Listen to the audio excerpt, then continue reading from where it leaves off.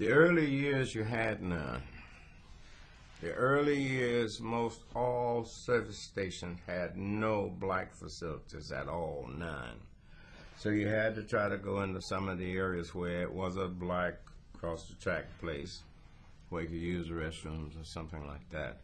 But the very first part of it, I had no transportation. I used to have to thumb or take the Greyhound bus. Oh, really? Yes. During those years, I had to take the Greyhound bus to make the jobs we had, and then later on, they used to have something like a lot of the airports use today. They call them shuttle buses. They had something called a Suburban DeSoto, which was a car about the size of a station wagon, but it had areas, things on the top of it where you could tie instruments on it. But that's the first transportation I've had. And then later on, and even then, when you could, when you travel about, if you stopped at a service station, not a service station, at a cafe to get food, and most times no blacks you could find because they all closed up, curfew.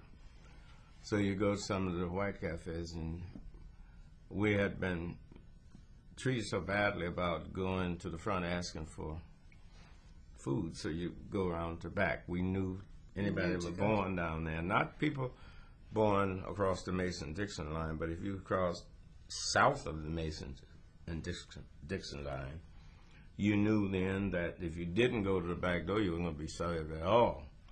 But you could go back there and kind of Uncle Tom a bit. You get some food. Get some food. But there was a curfew for black people? In most of the small towns, after 12, no. After midnight, that was it? After midnight, that was it. In most of the small towns in the South. Wow. Oh, yes. Unless he was very tight with the sheriff. A few of them was open a little later. But I'm talking about on the weekends. Weeknights as a whole, it was curfew. But weekends, maybe like Saturday, when nobody in town on a Sunday hardly anyway. Well, later on, we started to get, long before the integration of the marches, all that, we started getting a little smart then because I had a little money and bought a bus.